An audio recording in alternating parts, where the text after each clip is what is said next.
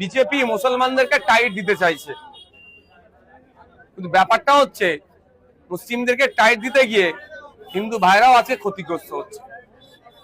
আমরা যতটুকু জানি, যে গরুগুলো আসে জবা করার জন্য, বলির জন্য, কুরবানির জন্য, বেশি অংশ আছে উড়িষ্যা, বাঁকুড়া, ঝাড়গ্রাম এদিক থেকে। সেই কারা লালন পালন করে, কারা বড় করে, দেখলে দেখা যাবে 80% আমার নন মুসলিম ভাইরা পড়ি। তারা বছরে এই দিনটার অপেক্ষায় থাকে, কুরবানির উৎসবের অপেক্ষায় থাকে, বছর বছর ধরে গরু লালন পালন করে বিক্রি করে যে উপার্জন হয়, এই ধরনের খবর পাওয়া যাচ্ছে। মেয়ের বিবাহ থেকে শুরু করে আনুষঙ্গিক এই টাকাটাকে কাজে লাগায়।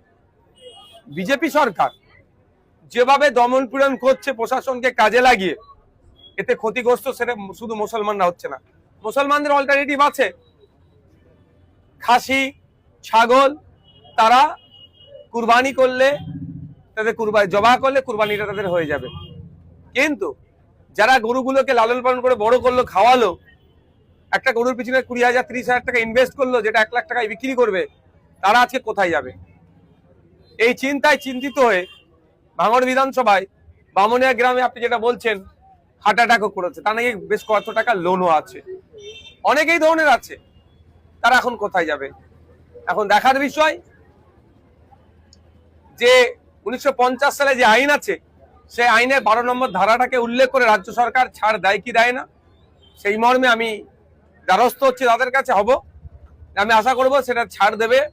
মানুষের রুজি রুটি এখানে যুক্ত আছে। প্রায় 2 থেকে 250 কোটি টাকার একটা আরো উপরে হবে একটা বিজনেস, যার 70% কিন্তু কন্ট্রোল করতো আমার হিন্দু সমাজের ভাইরা। আচ্ছা, তারা এখানে আক্রান্ত হচ্ছে, তারা ব্যবসায়িকভাবে লসে রান করছে।